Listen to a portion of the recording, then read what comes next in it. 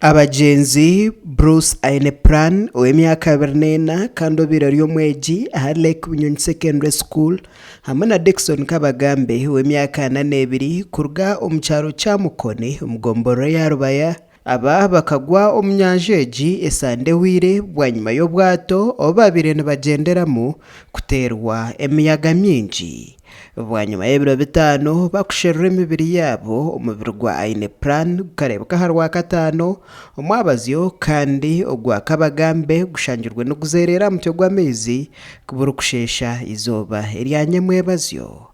Bwanyuma y'okuzora emibiri y'abagenzi abatura batebekaniseho omukoro gwo kuziika banyakufaaba. Abantu bakagwa mu nyanja ogwa ahasande eshazo mwazo kandi kutandikana go kubanza kare abantu batwire bararonda burizo barakozesa emiringo ya burijo yo kwese do bararoba hasi konka baesa obwire baremu so kuba ikize omuntu wo kubanza ayeyihireyo yesterday kandi bamutwara bamuzikira izoba then wa kabiri nyonyenka ninye namubona nabanjyo mukato ndikuza omutawuni Kabale nashanga ajahangezi nawe yayeyihayo.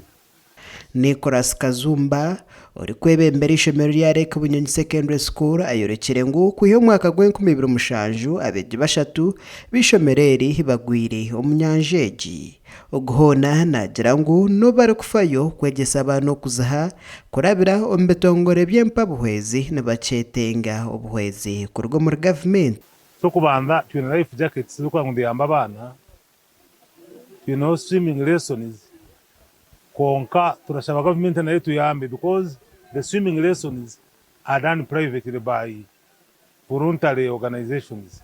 So we twina nkikishomerera amezi government tereho obudgo bwo kurango abana kwabegesa koga tu batuha mato because transport nekizibu kyamani munonga.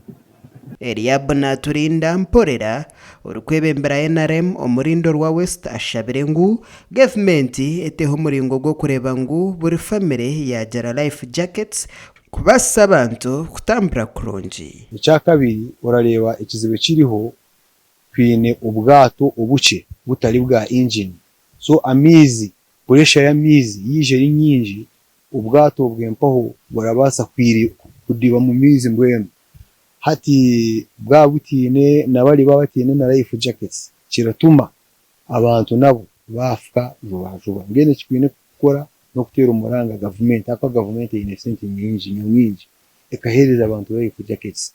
Nekigamba ngu abantu abari kurengo muri 10 buri mwaka nibo bari kugwa omu nyanja ya Bunyonyi. Makuraga gashakwa Job Namanya omuri Kabale. Aba bantu murambe barara bagufuna